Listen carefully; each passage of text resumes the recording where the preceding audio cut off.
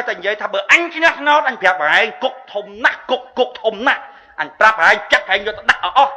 អាអ្នកកាន់ការងារប្រទេសជាតិខ្លះបងប្អូនមិនមែនអាគុកទេណាអាគុកគ្រាន់បើអាបាតគុកមានគុកខ្លះគុកគ្រាន់បើនៅក្នុងគុកមានអាខ្លះបាតគុកបងប្អូនហើយចុះយើងរស់មិនកើតបងប្អូនពួកវាបាតគុកនេះរួចវាមកគ្រប់គ្រងប្រទេសជាតិបងប្អូនណាបងប្អូនមើលឃើញយ៉ាងម៉េចថារដ្ឋបាលសាធារណៈសប្ងៃហ្នឹងអាចផ្ដល់សេចក្តីសុខឲ្យបងប្អូនបានបងប្អូនណាពេលដែលវាចូលទៅកាន់តំណែងគឺវាមានអារម្មណ៍ថាតើកន្លែងហ្នឹងរកស៊ីបានអត់វាគិតចឹងឲ្យតែវាចូលទៅកាន់តំណែងមួយណាតើកន្លែងហ្នឹងរកស៊ីបានអត់វាធ្វើអីដែរធ្វើមេភ័យដែរធ្វើកយថាធ្វើស្អីក៏ដោយវាមានអារម្មណ៍ថាតើកន្លែងហ្នឹងរកស៊ីបានអត់វាគិតចឹងវាមិនដែលមានអារម្មណ៍ជួយជាតិទេបងប្អូនមិនដែលមានអារម្មណ៍ជួយជាតិទេអញ្ចឹងបានមានពេលខ្លះបងប្អូនខ្ញុំស្ដាប់ឮពួកនឹងនិយាយពីរឿងជួយជាតិទេបងប្អូនថាខ្ញុំស្កិញខ្ញុំចង់កាន់ក្បាលមីក្រូឲ្យអញឲ្យអាចមកអាចដូចពួកអញ្ញាធរខេត្តគេធ្វើរបាយការណ៍សុំប្លង់កម្មសិទ្ធិឲ្យប្រជាពលរដ្ឋគេធ្វើរបាយការណ៍ដើម្បី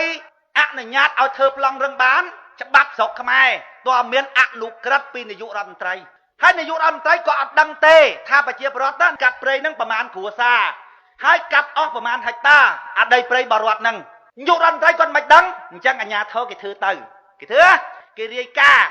ដូចនៅតំបន់ដែលចូលអភិវឌ្ឍដែលគេចោទថាខ្ញុំនៅពីក្រោយប្រជាពលរដ្ឋនៅតំបន់ហ្នឹងដើម្បីធ្វើចលាចលឲ្យប្រជាពលរដ្ឋទាមទារដីណាគេយកមកលាបពណ៌ខ្ញុំដើម្បីចាប់ខ្ញុំដាក់គុកគេថាយើងនៅពីក្រោយប្រជាពលរដ្ឋហ្នឹងខ្ញុំចង់ប្រាប់បងប្អូនបន្តិចតើបងប្អូនទៅទុកចិត្តអាជ្ញាធរហ្នឹងដើម្បីឲ្យដោះស្រាយសេចក្តីសុខជូនបងប្អូនមិនទៅកើត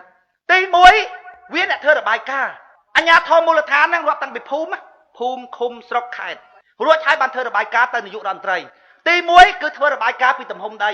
តើប្រជាពលរដ្ឋនៅកន្លែងហ្នឹងមានដីប្រមាណសរុបចូលគ្នាមកថា1300ហិកតា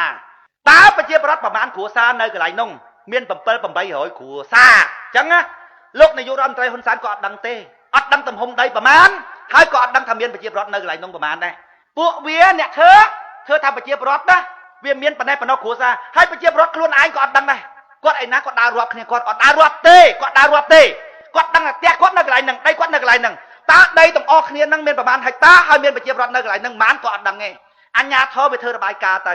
ដល់ពេលវាមកសុំដើម្បីឲ្យចេញប្លង់រឹងទៅឲ្យប្រជាពលរដ្ឋទៅបងប្អូនពួកប្រជាពលរដ្ឋកាប់ព្រៃឈើនោះកាប់នៅ 4-10 ឆ្នាំហើយរដ្ឋទៅទប់មិនឈ្នះថាឥឡូវតើកុំឲ្យបាត់ស្លឹកស្នោតឲ្យបានរឹងទៅវាហ្មងឲ្យបានរឹងដល់ពេលលោកនាយករដ្ឋមន្ត្រីហ៊ុនសែនធ្វើអញ្ចឹងទៅអញ្ញាធរខេត្តហ្នឹងគេមិនធ្វើរបាយការណ៍ថាប្រជាពលរដ្ឋនៅកន្លែងហ្នឹងលើដីប្រមាណហិកតាហើយមានចំនួនប្រជាពលរដ្ឋប៉ុន្មានបងប្អូនណាពួកវាមិនដែលមានអារម្មណ៍ជួយប្រជាពលរដ្ឋទេដល់ពេលវាធ្វើរបាយការណ៍មកនៅតំបន់ដេជោអភិវឌ្ឍហ្នឹងវាថាប្រជាពលរដ្ឋណារស់នៅលើដី1300ហិកតាហើយប្រជាពលរដ្ឋមានចំនួន816គ្រួសារឡើងគេធ្វើរបាយការណ៍ភូមិឃុំស្រុកគេធ្វើរបាយការណ៍ឡើងមកនាយករដ្ឋមន្ត្រីហ៊ុនសែនដើម្បីធ្វើអនុក្រឹត្យថាដីប៉ុណ្ណឹងកាត់ទៅឲ្យប្រជាពលរដ្ឋហើយកាត់បងប្អូនវាប្រឡប់ចិត្តងាប់បងប្អូនស្គាល់ដីសម្បត្តិសង្គមគិច្ចទេដីសម្បត្តិសង្គមគិច្ចគឺបងប្អូននោះនៅតាមចានខ្នល់អាខ្លះរស់នៅទីនេះនៅទីនោះអាញាធរវាឃើញអាណិតពេកដល់អាណិតពេកថាអើយបងប្អូនអត់មានដីទេឥ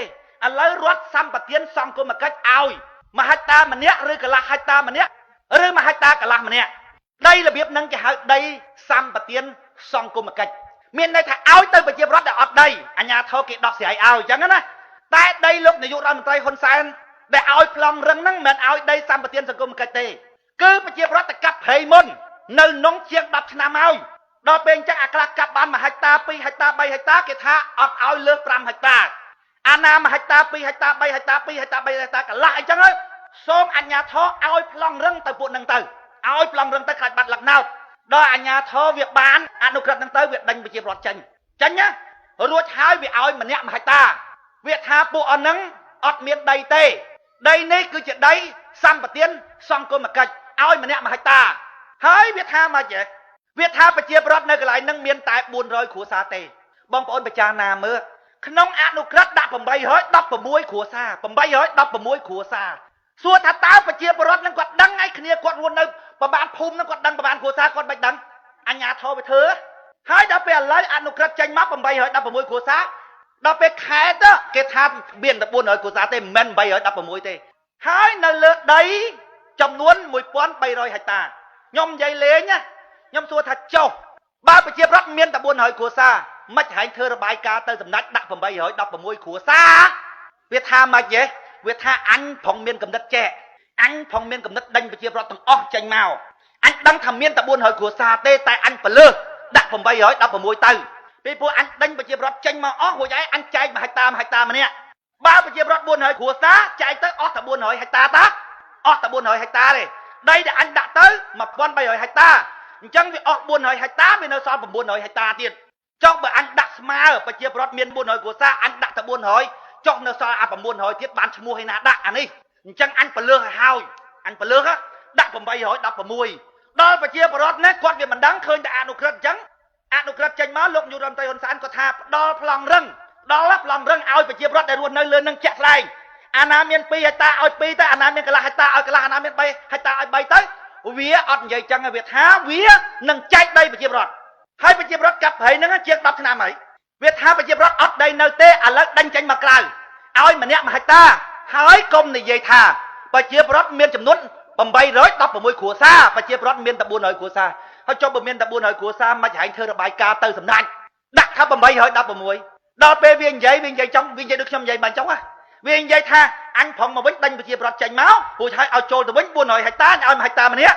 អញ្ចឹងអស់តែ400ហិកតាទេនៅសល់900ហិកតាទៀតបើ900ហិកតាទៀតអញដាក់ប្រជាប្រដ្ឋមានតែ400គ្រួសារអញ្ចឹងអា900ហិកតាទៀតអញលក់ឲ្យឈ្មួញបានឈ្មោះណាដាក់អញ្ចឹងអញមិនបលើហើយដល់ពេលវាឡើងមកគណៈរដ្ឋមន្ត្រី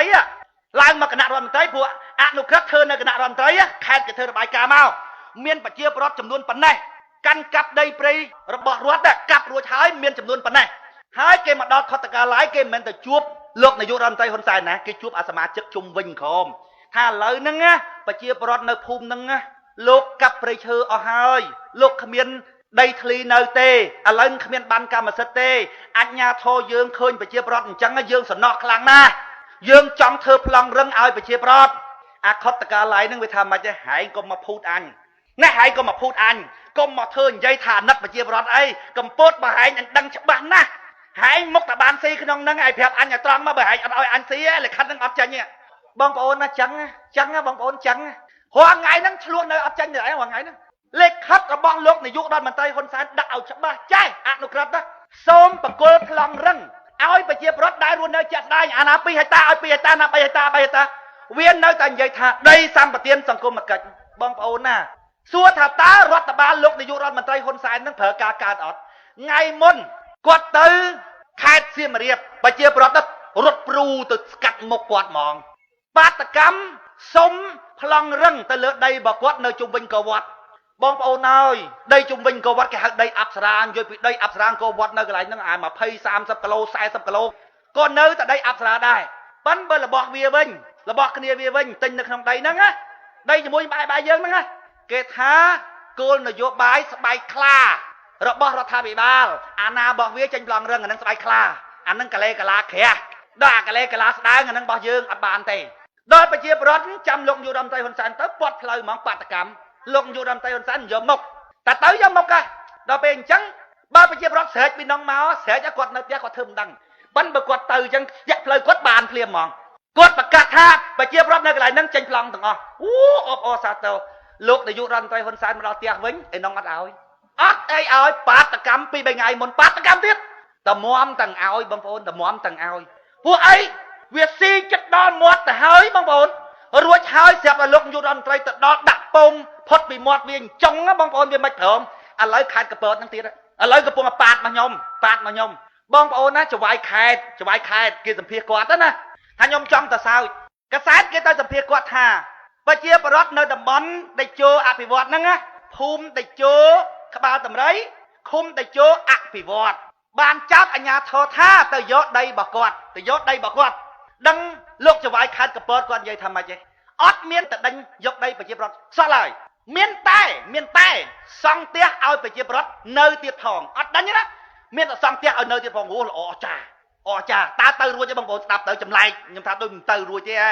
អត់ដេញប្រជាប្រដ្ឋសោះឡើយមានតែសង់ផ្ទះឲ្យប្រជាប្រដ្ឋទៀតផងមកដល់ពេលនេះយើងបានសង់ផ្ទះបាន260ខ្នងហើយប៉ុន្តែមិនទាន់បានប្រគល់ជូនយោធិនចូលនិវត្តន៍ឡើយ បងប្អូនស្ដាប់តនឹងថាច្បាយខេតអញ្ចឹងគេឲ្យធ្វើច្បាយខេតដែរប្រជាពលរដ្ឋមកឃ្លានបាយយើងមិនត្រឹមតែមិនធ្វើបាបប្រជាពលរដ្ឋទេយើងថែមទាំងដាំបាយឲ្យប្រជាពលរដ្ឋហូបផងឥឡូវដាំបាន20ឆ្នាំហើយមិនទាន់យកទៅឲ្យឆ្កែស៊ីឡើយបងប្អូនស្ដាប់តអត់មិនដាច់ប្រជាពលរដ្ឋទេថែមទាំងធ្វើផ្ទះឲ្យនៅទៀតផងឥឡូវនេះសង់បាន260គ្រួសារហើយមិនទាន់ឲ្យយោធិនចូលនិវត្តន៍ផងប្រជាពលរដ្ឋឲ្យយោធិនចូលនិវត្តន៍នេះផ្សេងគ្នាណាបងប្អូនមិនដាច់ប្រជាពលរដ្ឋឡើយផងដាច់ប្រជាពលរដ្ឋហ្នឹងយកផ្ទះឲ្យយោធិនហើយយោធិនចូលនិវត្តន៍អត់មានយោធិនទេសិតតែឈ្មោះគេលក់អាណាដាក់ឈ្មោះចូលយោធិននិវត្តន៍ក្លាយខ្ញុំឯហ្នឹងដាក់ទៅទិញគេកម្រងគេផ្ទះមួយ40ម៉ែត្រ4ជ្រុងដី1ហិកតាប្រមាណចឹងទៅគេធ្វើចឹងណាដល់ពេលតែដេញវាអត់ចាញ់ព្រោះដេញយកដីប្រជាពលរដ្ឋព្រោះដេញឆ្នាំ2010 2011ហ្នឹងអនុក្រឹត្យហ្នឹងមិនដឹងជាចេញឆ្នាំណាព្រោះគេលាក់មកយើងដឹងហើយប្រជាពលរដ្ឋអាខ្លះនៅតាំងពីឆ្នាំ2000ហើយអនុក្រឹត្យធ្វើអាយោធិនចូលនិវត្តន៍ហ្នឹង2010ឬ2011ប្រជាពលរដ្ឋនៅ2000 2001 2002គាត់កាត់ព្រៃនៅក្នុងយូរណាស់ហើយដល់ពេលពិបាកពេកមិនដឹងដេញប្រជាពលរដ្ឋយ៉ាងម៉េចលោកនាយករដ្ឋមន្ត្រីហ៊ុនសែនគាត់ឲ្យប្លង់រឹងទាំងអស់ពួកនឹងវាមិនព្រមឲ្យវានៅតែនិយាយថាប្រជាពលរដ្ឋហ្នឹងអត់ដីនៅឥឡូវមកចាប់ដីរដ្ឋដូច្នេះសូមដេញប្រជាពលរដ្ឋនឹងចេញរួចហើយឲ្យម្នាក់1ហិកតានេះគឺជាដីសម្បត្តិសង្គមគិច្ចប្រជាពលរដ្ឋថាអត់ទេអត់មានដីសម្បត្តិសង្គមគិច្ចទេហើយវាចិត្តតែនិយាយថាដីចំនួនប្រជាពលរដ្ឋក៏ថាអត់ឆ្លោះទេម៉េចឲ្យកុំប្រឡប់អញពេកមើលអត់ចំនួនទេទី1ឆ្លោះអ្នកចិត្តខាងក៏អត់ឆ្លោះគ្នាដែរដីបើអញព្រំតាណាប្រជាពលរដ្ឋស្គាល់តាំងពីយូរមកអត់ឆ្លោះគ្នាទេឆ្លោះជាមួយក្រុមហ៊ុនក៏អត់ឆ្លោះដែរឆ្លោះជាមួយងហើយហ្នឹងចេះមកយកដីអញហ្នឹង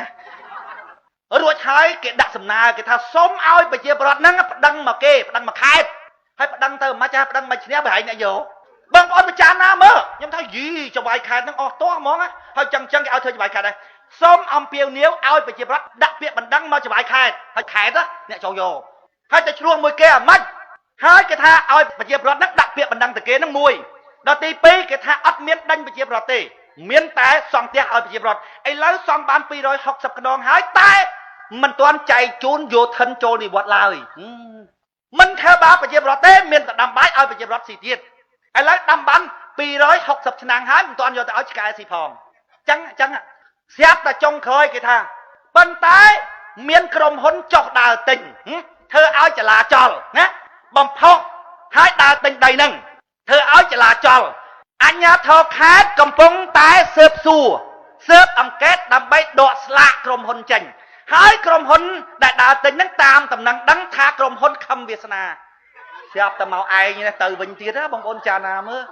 យីបានខ្ញុំថាយីអស់នេះបកែលៀបពណ៌បងប្អូនណានឹងក៏មកខ្ញុំមានមីក្រូស្រែកផងណាបងប្អូនគេផងលៀបពណ៌យើងចាប់យើងយកទៅដាក់គុកគេថាប្រជាពលរដ្ឋហ្នឹងអត់មានអីសោះយើងទៅចាក់ទៅរុកដើម្បីអីដើម្បីឲ្យប្រជាពលរដ្ឋហ្នឹងប្រឆាំងជាមួយនឹងរដ្ឋាភិបាលគេមិនចាប់យើងដាក់គុកបងប្អូនចាណាមើលឥឡូវគេកំពុងចោលកសែតថាចុងបងប្អូនឧទាហរណ៍បើខ្ញុំដើរទិញទី1ខ្ញុំវាអត់មានក្រុមហ៊ុនផងទៅរកឈ្មោះនៅក្រសួងពាណិជ្ជកម្មទៅកុំថាក្រុមហ៊ុនហ្នឹងមានឈ្មោះខ្ញុំថាខ្ញុំប្រធានក្រុមហ៊ុនសូម្បីតែក្រុមហ៊ុនហ្នឹងឈ្មោះគេហើយមានចំណែកភាគហ៊ុនរបស់ខ្ញុំខ្លះតែមើលតែបើមានអត់មានក្រសួងពាណិជ្ជកម្មមិនក៏និយាយថាជាក្រុមហ៊ុនរបស់ខំវាសនាទី2ឧទាហរណ៍បើខ្ញុំមានក្រុមហ៊ុនរួចដើរទិញវាខុសអីបងប្អូនវាខុសអីពួកដីរបស់បងប្អូនតាបងប្អូនចង់លក់បងប្អូនមានតែខឹងឯណាអាបងប្អូនលក់ឲ្យក្រុមហ៊ុនហ្នឹងដែលបងប្អូនខឹងនោះគឺអញ្ញាធរទៅយកដីបងប្អូនទៅទេឲ្យលក់ឲ្យក្រុមហ៊ុនដល់ពេលប្រជាពលរដ្ឋគាត់ចេះតែនិយាយថាអាពួកអស់ហ្នឹងអញ្ញាធរហ្នឹងវាទៅយកដីគាត់លក់ឲ្យក្រុមហ៊ុនពួកក្រុមហ៊ុនកំងកន្លែងហ្នឹងឯនោះលឺតែក្រុមហ៊ុនណាពួកកសែតទៅអញ្ញាធរហ្នឹងវាថាក្រុមហ៊ុនដែលដើរទិញហ្នឹងក្រុមហ៊ុនខំវាសនាដល់អញ្ចឹងវាឡប់អស់ទៅប្រជាពលរដ្ឋថាបើក្រុមហ៊ុនខំវាសនាដើរទិញដីខ្ញុំក៏អត់អីពួកខ្ញុំអ្នកលក់តែនេះគឺអញ្ញាធរវាទៅយកដីខ្ញុំយកទៅលក់ឲ្យគេនិយាយអត់ឈ្នះកសែតវាសួរម្ដងម្នាក់សំភារអាស៊ីសេរីឡប់អស់មកធូនហ្នឹងលោកនាយករដ្ឋមន្ត្រីហ៊ុនសែនក៏ស្ដាប់អត់បានទៀតដឹងស្អីអញ្ញាធរនឹងលឺតែចេះប្រជាពលរដ្ឋនឹងនិយាយចេះគាត់រឿងមកប្រទេសស្ដាប់អត់បានអញ្ចឹងបានខ្ញុំនិយាយថារដ្ឋបាលលោកនាយករដ្ឋមន្ត្រីហ៊ុនសែនណាទោះបីគាត់ចង់ធ្វើណាឲ្យល្អត្រឹមត្រូវក៏ធ្វើមិនកើតដែរបងប្អូនហេតុអីមិនធ្វើមិនកើតបើគ្នាគាត់នឹងរើសមកសិតតែនឹកចឹងហ្នឹងបងប្អូនមើលជំនាន់ប្រពុតមើលប្រពុតណារកចូលព្រៃដើម្បីរកធម៌ត្រាស់ដឹងជាព្រះសម្មាសម្ពុទ្ធឪពុករបស់ព្រះសម្មាសម្ពុទ្ធហ្នឹងចង់ឲ្យប្រពុតហ្នឹងស្នងរាជបន្ទាប់ពីព្រះអង្គព្រះសម្មាសម្ពុទ្ធគ្រាន់តែកលេចឃើញរដ្ឋបាលរបស់ អាពុកព្រះសម្មាសម្ពុទ្ធហ្នឹងព្រះសម្មាសម្ពុទ្ធកវីប្រកេះលោកថាធ្វើមិនកើតទេពួកអស់ហ្នឹងគាំទ្រឪអញដោយសារវាបានស៊ីដែរពុកអលួយបើអញកាន់ការងារហ្នឹងអញដកវាចោលអស់ណាដោយតបូលផ្ទះអញ្ចឹងកាត់ជើងតសចោលអស់វាលំមកដកវាមិនកើតទេលោកនាយករដ្ឋមន្ត្រីហ៊ុនសែនរាល់ថ្ងៃដកមិនកើតទេបងប្អូនដកមិនបើពួកអស់ហ្នឹងអ្នកគាំទ្របើដកអាពួកអស់ហ្នឹងចេញណាបងប្អូនលែងមានមនុស្សគាំទ្រហ្មងលោកនាយករដ្ឋមន្ត្រីហ៊ុនសែនគាត់តែដកទេព្រោះនយោបាយគាត់ឈ្នះដូចនាយកសាលានៅកន្លែងហ្នឹងឧទាហរណ៍វាខ្លាំងណាស់ប្រជាពលរដ្ឋចូលប្រជុំមណាអត់បានទេគូខ្លាំងហ្មងរកស្លឹកណោតឲ្យគណៈបព្វជិជនតែដល់ពេលរត្រែតគេអត់កវត្តចោលទេអាហ្នឹងព្រោះអត់តែកវត្តចោលបាត់អ្នករកស្លឹកណោតឲ្យហើយអាផ្សេងវាឃើញគំរូថាណោះដល់ពេលអានឹងចូលរត្រែតកវត្តគេចោលអញ្ចឹងគាត់អត់កវត្តចោលទេលើកយកទៅធ្វើទីប្រឹក្សាគាត់ឲ្យប្រាក់ខែស៊ីចង់គាត់ប្រមូលផ្ដុំសិតតាមនោះចង់បើរដ្ឋបាលនឹងរដ្ឋបាលអញ្ចឹងហើយបងប្អូនសម័យតិចមើលតើបងប្អូនបានសេចក្តីសុខទេមុខបងប្អូននឹងនិយាយច្បាប់និយាយមិនទាន់គេទេដល់ពេលគេប្រឡប់ចុះប្រឡប់ឡើងឈឺក្បាលហើយឲ្យទៅគេទៅហ្មងតាជើហ្មងហើយច្បាប់ត្រឡប់គឺអត់ដឹងជាប្រវត្តិអត់ដឹងខ្លាំងជាងគេគឺក្បត់ហើយបថៅហ្មងឲ្យតែមកឲ្យគ្នាច្រើនកាប់តែហ្មងអត់មានថាអូយផ្លូវច្បាប់មកមិនគឺអត់ដឹងហ្មងអត់ដឹងហើយនោះអីកពតក្នុងផ្លូវច្បាប់ថាគាត់ឈ្នះ 100% ហ្មងឲ្យគាត់សួរលោកនាយករដ្ឋមន្ត្រីហ៊ុនសែនឬឲ្យគាត់សួរខេត្តថាលោកនាយករដ្ឋមន្ត្រីហ៊ុនសែនចេញអនុក្រឹត្យថាសូមឲ្យវាស់ដីផ្ដល់កម្មសិទ្ធិឲ្យប្រជាពលរដ្ឋដែលនៅឃុំតេជោអភិវឌ្ឍ816គ្រួសារឥឡូវសួរទៅវិញថាមានអាណាបានមួយគ្រួសារនៅអញ្ចឹងអា816គ្រួសារដែលលោកនាយករដ្ឋមន្ត្រីហ៊ុនសែនឲ្យធ្វើប្លង់រឹងអាណាគេសួរមើលអាណាគេអត់មានប្រជាពលរដ្ឋអត់ទាន់បានមកប្លង់រឹងផងហើយក្នុងអា1300ហិកតាហ្នឹងបងប្អូនអស់ចាវាដើរដេញប្រជាពលរដ្ឋវាថាហែងរស់នៅដីព្រៃទេដេញចេញហ្មងដេញចេញមានអាជ្ញាធរច្រើនណាស់មានតាំងពីមេព្រៃមានតាំងពីបរិស្ថានមានតាំងពីឃុំមានតាំងពីស្រុកហើយឃុំស្រុកហ្នឹងមានច្បាយស្រុកមានច្បាយរងមានអធិការគេដើរដេញប្រជាពលរដ្ឋអាណាដើរដេញប្រមាណបានប្រមាណយកប៉ុណ្ណឹងក្នុង1300ហិកតាហ្នឹងបងប្អូនប្រជាពលរដ្ឋ816គ្រួសារតាមម្នាក់ក៏អត់ទាន់បានប្លង់រឹងដែរប៉ុន្តែអាអ្នកនៅភ្នំពេញដូចខ្ញុំឯនេះទៅទិញដីពីអាជ្ញាធរដែលដេញពីប្រជាពលរដ្ឋហ្នឹងបានប្លង់អស់ហើយនៅក្បែរគ្នាហ្នឹងទុំជាប់គ្នាហ្នឹងហើយលេខយោងចេញប្លង់រឹងហ្នឹងដោយយោងអីយោងអនុក្រឹត្យហ្នឹងយោងអនុក្រឹត្យដែលសម្ដេចនាយករដ្ឋមន្ត្រីហ៊ុនសែនថាឲ្យដីប្រជាពលរដ្ឋហ្នឹងវាចេញប្លង់រឹងដោយយោងអាហ្នឹង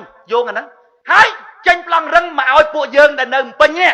ទៅទិញដីដែលវាដេញពីប្រជាពលរដ្ឋបានដែលប្រជាពលរដ្ឋនៅកន្លែងនោះ816គ្រួសារតាមម្នាក់ក៏អត់ទាន់បានដែរហើយប៉ុណ្ណឹងបងប្អូនទៅតស៊ូប្រឆាំងបាតកម្មតើងាប់ក៏អត់បានដែរបាតកម្មទៅតាណាបងប្អូនភូមិវាឃុំវាស្រុកវាខេត្តវាទៅប្តឹងអាម៉េចអូយជ្រូកក៏ជ្រូកគេស៊ីជ្រូកវាឡើងទៅប្តឹងប្អិនដល់ពេលទៅដល់ឋានប្អិនហ្នឹងឃើញប្អិនកំពុងស៊ីជ្រូកដែរហើយប្តឹងអាម៉េចបងប្អូនចង់វិញដល់តែចង់វិញតាំងកាន់ក្បិតកាន់បថៅដើរចាំកាប់គេដល់គេថាកាន់ក្បិតកាន់បថៅគេថាឯងបង្កើតតំបន់អបគុំឯងគេចាប់ដាក់គុកទៅអញ្ចឹងមកប្រទេសបងប្អូនអញ្ចឹងបានខ្ញុំថាបងប្អូនណានៅមានឆ្ងល់ត្រង់ណាទៀតថារដ្ឋបាលរាល់ថ្ងៃហ្នឹងបងប្អូននៅប្រើការកើតជំងឺមហារីកបងប្អូនត្រូវការវះកាត់ណាហើយការវះកាត់ហ្នឹងត្រូវការចូលរួមពីប្រជាពលរដ្ឋអាត្រង់ហ្នឹងដែលខ្ញុំនិយាយថាបងប្អូនមើលតើផ្ទះចាស់របស់យើងផ្ទះចាស់របស់យើងសមឲ្យយើងរស់នៅទៀតអត់កែតម្រង់មិនបងប្អូនសិតតែមនុស្សធឺហ្នឹងបងប្អូនកែមិនបើលោកនាយករដ្ឋមន្ត្រីហ៊ុនសែនគាត់ប្រមូលមកសិតតាមមនុស្សធឺហ្នឹងគេថាមេមិនកូនអញ្ចឹងណាបងប្អូនដែកវាឆក់ដែកសំណឆក់សំណមាសវាឆក់មាសក្រុមវាមិនបើនៅមួយគ្នាវាអីចឹងដល់ពេលដំបូងគាត់ឡើងកាន់ការងារប្រទេសជាតិមានមនុស្សគ្រប់ធឺទៅប៉ុន្តែអាណាដែលវាមានធៀបខុសពីគាត់នៅមួយគាត់អត់បានទេរត់ទៅវិញអស់សល់តែធៀបទៅគាត់ចឹងសិតតែអានអ្នកតសើនៅមុខរួចហើយពីក្រោយយកអំណាចរបស់គាត់ទៅជិះជាន់គេសិតតែចឹងធ្លាក់ស្លឹកថ្នោតអាណត្តិមុនហ្នឹងរៀងភ្ញាក់ខ្លួនបន្តិចបើកុំធ្លាក់ស្លឹកថ្នោតស្អែកគាត់មើលអញ្ចឹងបានខ្ញុំថាអាណត្តិនេះឲ្យធ្លាក់មកក្រាំងទៀតបានដឹងខ្លួនគាត់រើបន្តិចប៉ិនរើមិនបងប្អូនបើរើទៅដូចកាត់តសអាក្រមអញ្ចឹងគាត់មិនដួលអាលំអញ្ចឹងបានខ្ញុំថារដ្ឋបាលមួយនេះចោលហ្មងចោលអត់មានប្រើការកើតទេនេះគឺជាហេតុអីបានជាយើងរើផ្ទះចាស់នេះខ្ញុំគ្រាន់តែនិយាយមកចំណុចពីរចំណុចទេណានៅរឿងបរទេសហូរចូលដីខ្មែរនៅរឿងវិនិយោគទុនចេះតែឲ្យគេពុកអលួយភ័យឈើកាប់អស់សល់ដីយកទៅវិនិយោគទុនឲ្យគេ90ឆ្នាំបបាក់ឯងទៅដោះអាកូនចៅជំនាន់ក្រោយបណ្ណលចាពាក់គេខ្នល់នោះមិនដឹងជាស្អីធ្វើអលួយហូចចាពាក់លុយបរទេសមិនស្អីច្រើនទៅទៀតសរុបមកវិញថាផ្ទះចាស់នៅមិនកើតទេមិនទាន់ចប់រឿងទេ ខ្មែរយើងគួរសមដែរអារឿងស្ដាប់ទៅក្តៅក្រហាយចង់រើផ្ទះចាស់ចោលខ្មែរយើងគ្រាន់បើដែរប៉ុន្តែអារឿងកសាងផ្ទះថ្មីស្រាច់យ៉ងត្មងឲ្យតាអាណាបកែជេរអាចាស់ហ្នឹងគឺថាអូស្រឡាញ់ណាស់សំរងស៊ីកម្មសខាបកែជេរជាងគេខ្ញុំថាហើយចាំមើលអាពួកអស់នេះណាវាមិនមែនជេរដោយស្អប់អំពើក្រក់ទេជេរដោយសារវាមិនបានស៊ីហើយចាំមើលតែវាបានស៊ីបំស្ងាត់ឥឡូវឃើញទេបងប្អូនឃើញស្ងាត់ទេចូលទៅចាប់ខ្លា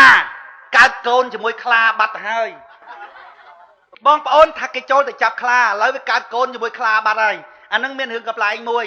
បែកចិត្ត9មកណាពួកប្រុសច្រើនទៅចូលភ័យដល់អញ្ចឹងគេឲ្យស្រីទៅអំពាវនាវហៅបងប្រុសហ្នឹងឲ្យចូលភូមិវិញសំលេងអំពាវនាវរបស់មាតុភូមិហើយគេហៅស្រីហ្នឹងឲ្យចូលក្នុងព្រៃដើម្បីអំពាវនាវឲ្យបងប្អូនប្រុសហ្នឹងចូលផ្ទះវិញស្រាប់តែទៅអំពាវនាវក្នុងព្រៃស្រីទៅណាអត់ឃើញបានប្រុសមកមួយមិនតិចផើមកនេះមិនតិចផើមនុស្សហាក់ទៅអំពាវនាវស្រាប់តែមកវិញឃើញតែផើអញ្ចឹងដឹងស្រីគេថាម៉េចទេភ្លើអត់ដឹងល្បិចគេចាប់កូនវាមកមុន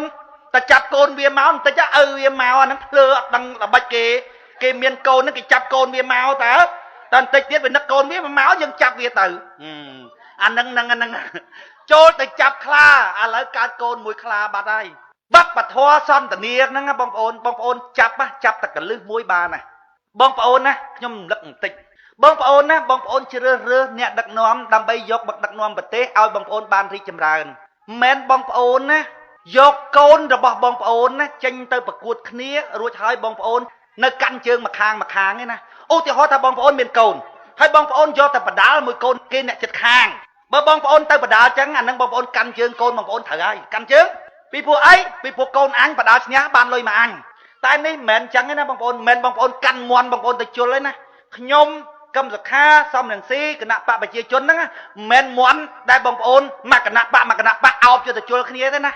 បងប្អូនត្រូវអង្គុយមើលអាណាល្អយកហ្នឹងព្រោះអាហ្នឹងដឹកនាំប្រទេសទាំងអស់គ្នាណា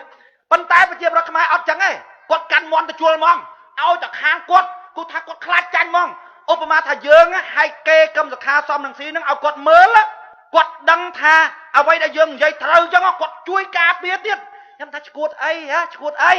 ដឹកនាំប្រទេសទៅងាប់ហែងឥឡូវនៅបោកចឹងគាត់អត់ដឹងគាត់ថាអានឹងបាក់របស់គាត់អង្គុយកាន់ជើងហ្មងខ្ញុំថាអត់ទេបងប្អូនរើសអ្នកដឹកនាំបងប្អូនរើសអ្នកដឹកនាំដូច្នេះបងប្អូនចាំមើលអាណាល្អអញយកហ្នឹងមិនកាន់មន់ទៅជួលគ្នាណាមន់អញចាញ់គេអញអស់លុយមិនចឹងណា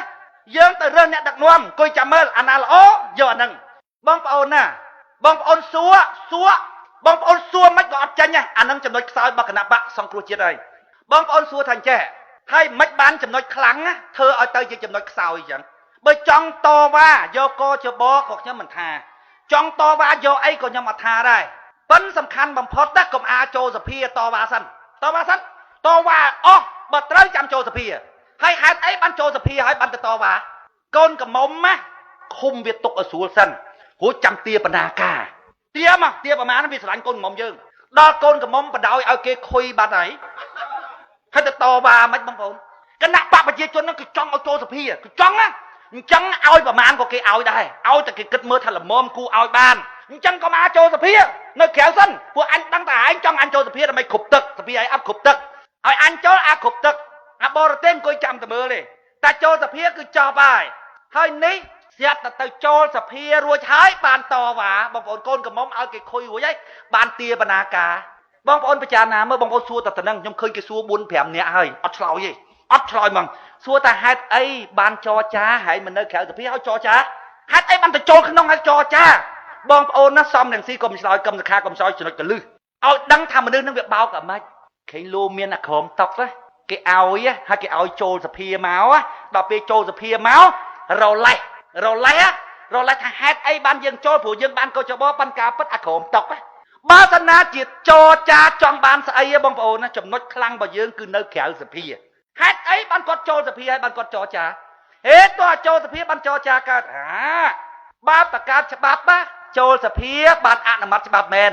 ប៉ុន្តែនេះច្បាប់កោចបអត់ទាន់ចេញណាគ្រាន់តែយើងធ្វើសេចក្តីព្រៀងច្បាប់ឲ្យហើយទៅឲ្យត្រូវគ្នាក្រៅសភាហើយចាំចូលទៅក្នុងចាំបោះ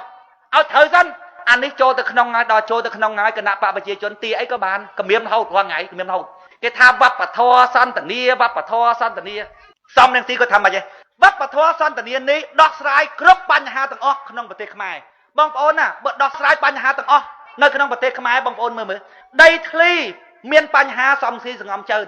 ឥឡូវជនជាតិបរទេសដែលវាទៅចូលប្រទេសអូស្ត្រាលីណាហើយអូស្ត្រាលីអត់ឲ្យនៅបញ្ជូនមកស្រុកខ្មែរប្រជាប្រដ្ឋខ្មែរក្តៅក្រហាយចិត្តងាប់ប្រជាប្រដ្ឋខ្លួនឯងរត់តបាយច្រាស់មិនបានទៅយកជនជាតិគេមកចិញ្ចឹមទៀតប្រជាប្រដ្ឋក្តៅក្រហាយសំរងស៊ីកម្មសខាស្ងាត់ធ្វើមិនដឹង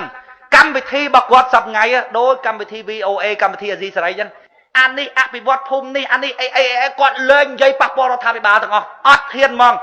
ឲ្យតែគាត់ហ៊ាននិយាយប៉ះរដ្ឋាភិបាលលោកនាយករដ្ឋមន្ត្រីហ៊ុនសែនហៅសួររហូតគុំថាតាដៀលថ្មេះវាយបហាចំថាគណៈបកប្រជាជនកើតមកពីគុំនេះអាយ៉ងមាននិន្នាការគុំនេះមិននិយាយចំទេគ្រាន់តែនិយាយថា